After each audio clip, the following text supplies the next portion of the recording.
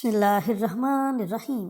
اقصی Islamic education کے معزز ناظرین و سامعین، السلام علیکم ورحمۃ اللہ وبرکاتہ۔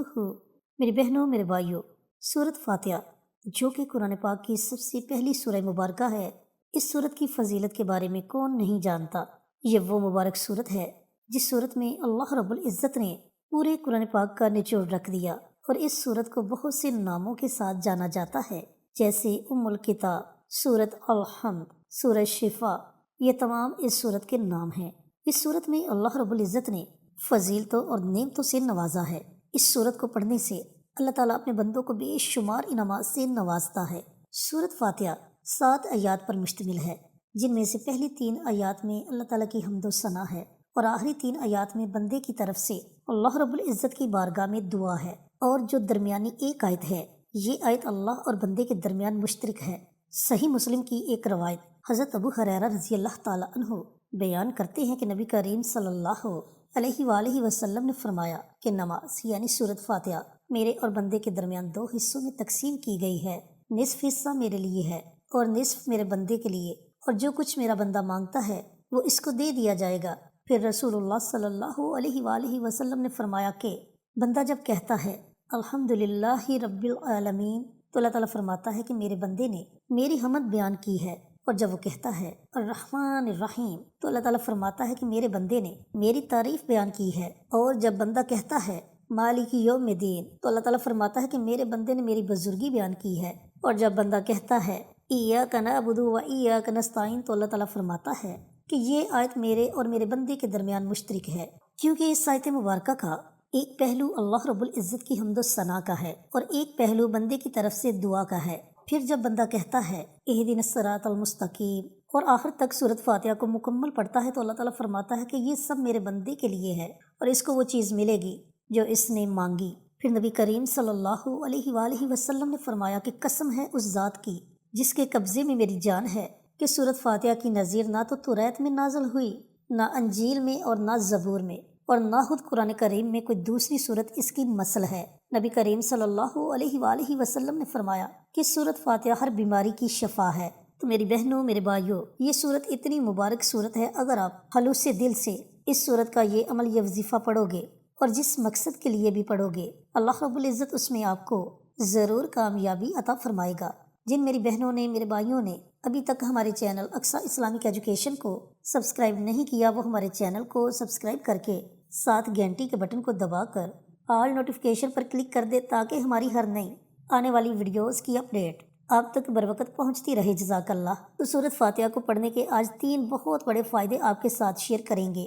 سب سے پہلے آپ کو فوائد بتلاتے چلے کہ آپ کو کون کون سے 3 فائدے ہوں گے۔ سب سے پہلا فائدہ، اگر آپ کے گھر میں کوئی بیمار ہے، کسی بھی لا علاج بیماری میں مبتلا ہو چکا ہے، یا کوئی چھوٹی موٹی بیماری ہے، یہ ضروری نہیں کہ آپ نے یہ عمل، یہ وظیفہ صرف لا علاج بیماری کے لیے ہی پڑھنا ہے، بلکہ آپ کسی بھی بیماری سے شفا کے لیے اس عمل کو، اس وظیفے کو پڑھ سکتے ہو۔ تو گھر میں کوئی بھی مریض ہے تو اس کے لیے آپ یہ عمل کرو، اللہ تعالیٰ اسے صحت اور تندرستی والی زندگی عطا فرمائے گا۔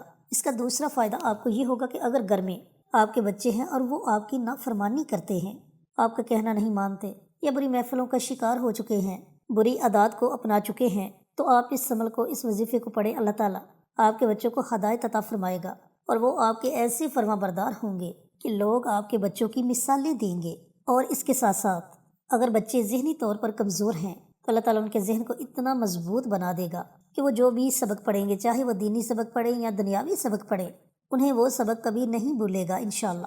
اور اس کا تیسرا فائدہ آپ کو یہ ہوگا، اس عمل کو پڑھنے کے بعد اللہ رب العزت آپ کو، آپ کے گھر والوں کو، آپ کے بچوں کو، آپ کے کاروبار کو ہر طرح کے جادو، جنات، تعویذات، عصے وغیرہ سے اپنی حفاظت میں رکھے گا۔ اور سب سے بڑی بات یہ کہ نظر بد، جو کہ بہت بری چیز ہے، جس کے بارے میں نبی کریم صلی اللہ علیہ وآلہ وسلم کا فرمان عالی شان ہے کہ نظر بد اتنی بری چیز ہے کہ یہ بندے کو قبر تک اور اونٹ کو ہنڈیا تک لے جاتی ہے۔ تو اللہ تعالیٰ اس نظر بد سے بھی آپ کو اپنی حفاظت میں رکھے گا۔ تو اب سورۃ فاتحہ کا یہ عمل، یہ وظیفہ آپ نے پڑھنا کیسے ہے، پڑھنے کا طریقہ کار اچھی طرح سن لیں اور سمجھ لیں۔ آپ نے پانی کا ایک گلاس لینا ہے، اور پانی کا گلاس لے کر آپ نے تنہائی میں بیٹھ جانا ہے۔ اب تنہائی میں آپ نے ایسی جگہ بیٹھنا ہے جہاں آپ کے وظیفے میں کوئی خلل پیدا نہ کرے، یعنی کہ جب آپ وظیفہ پڑھیں تو آپ کی مکمل توجہ آپ کے وظیفے کی طرف ہونی چاہیے۔ تو پانی کا گلاس لے کر آپ نے تنہائی میں بیٹھ جانا ہے۔ تنہائی میں بیٹھ کر آپ نے سب سے پہلے پیارے آقا سرور کائنات حضرت محمد مصطفیٰ صلی اللہ علیہ وآلہ وسلم کی ذات اقدس پر کم از کم 3 مرتبہ درود و سلام کا نذرانہ پیش کرنا ہے۔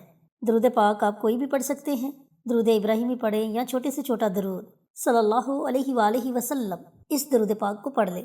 اب درود پاک پڑھنے کے بعد آپ نے صرف 21 مرتبہ سورۃ فاتحہ پڑھنی ہے۔ اس کے شروع میں ہی آپ بسم اللہ پڑھ لیں، اس کے بعد آپ بنا بسم اللہ کے سورۃ فاتحہ کی تلاوت کر سکتے ہو۔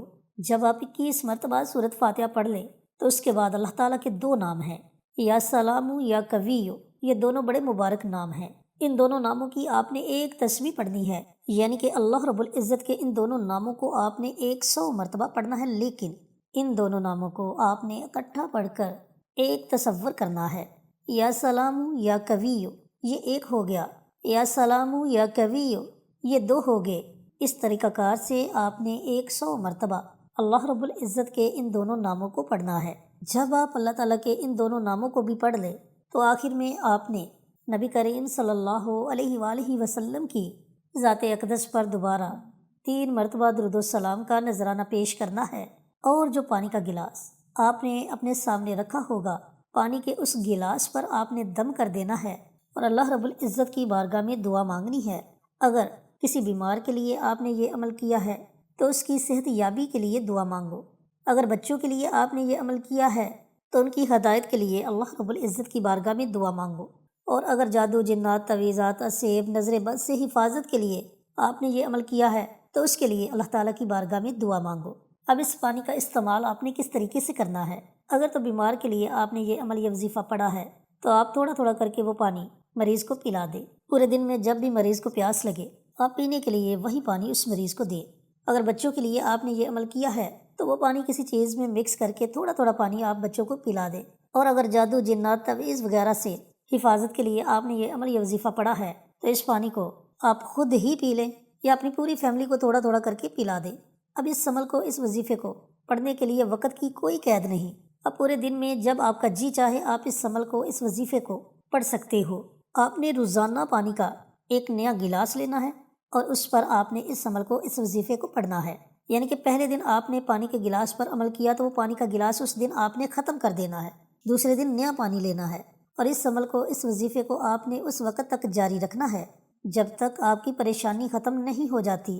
جب آپ کو لگے کہ آپ کی پریشانی ختم ہو چکی ہے تو آپ اس عمل کو، اس وظیفے کو چھوڑ سکتے ہیں۔ اللہ تعالیٰ سے دعا گو ہیں کہ اللہ پاک میری ان بہنوں کو، ان بھائیوں کو یہ عمل، یہ وظیفہ پڑھنے کی توفیق عطا فرمائے جنہیں اس عمل کی، اس وظیفے کی ضرورت ہے، اور صدقہ جاریہ سمجھ کر دوسروں کے ساتھ شیئر کرنے کی توفیق عطا فرمائے تاکہ آپ کے ساتھ ساتھ دوسرے لوگوں کا بھی فائدہ ہو سکے۔ انشاءاللہ پھر کسی نئی ویڈیو کے ساتھ، اچھے وظائف کے ساتھ آپ کی خدمت میں حاضر ہوں گے۔ تب تک کے لیے اجازت دیں۔ السلام علیکم ورحمۃ اللہ وبرکاتہ۔